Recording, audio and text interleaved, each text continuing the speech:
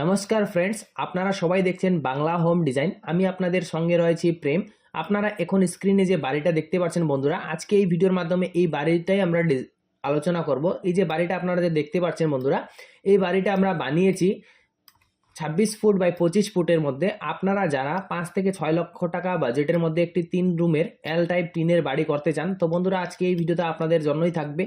আর আপনারা যে আমি বাজেটটা আপনাদেরকে বললাম 5 থেকে 6 লক্ষ টাকা, এটা আমি ওয়েস্ট বেঙ্গলের হিসাব করে বলছি। সব জায়গায় সমান থাকে না বন্ধুরা, কোনো জায়গায় ম্যাটেরিয়াল কস্ট হাই বা লো থাকে, তার জন্য বাজেটও হাই লো হতে পারে।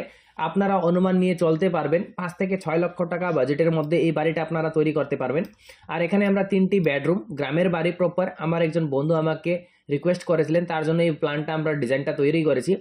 তার জন্য আমরা এখানে কোনো কিচেন বা রুম, টয়লেট, বাথরুম সেট করিনি। গ্রামে এখনও অনেক জায়গায় আপনারা দেখতে পাবেন যে শুধু বেডরুমের জন্যই বাড়ি তৈরি করা হয়, আর যে টয়লেট বাথরুম সেটি বাইরের দিকে সেপারেট করে বানানো হয়। তো একটা ইমেজ আপনাদেরকে দেখিয়ে দিচ্ছি। বাড়ির ওভারঅল লুক এভাবে রকম দেখা যাবে যখন আপনি তৈরি করবেন।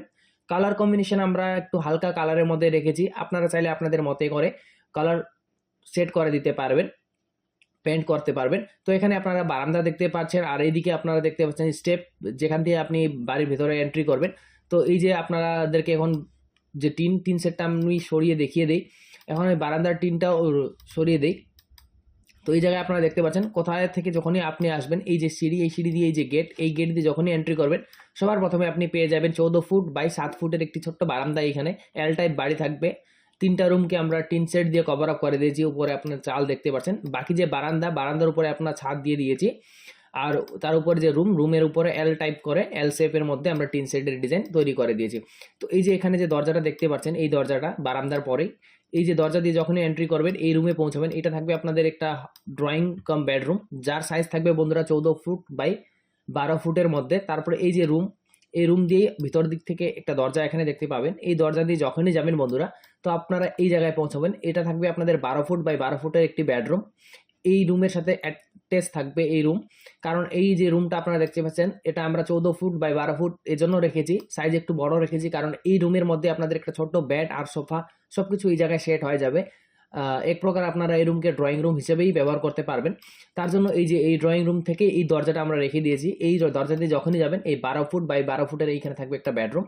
তারপর বারান্দা দিয়ে এই সাইডে আপনারা দেখতে পাচ্ছেন এই জায়গায় এই যে দরজা, এই দরজা দিয়ে যখনই যাবেন বন্ধুরা এই রুমে পৌঁছবেন। এটা থাকবে 12 ফুট বাই 13 ফুটের মধ্যে অন্য একটি বেডরুম।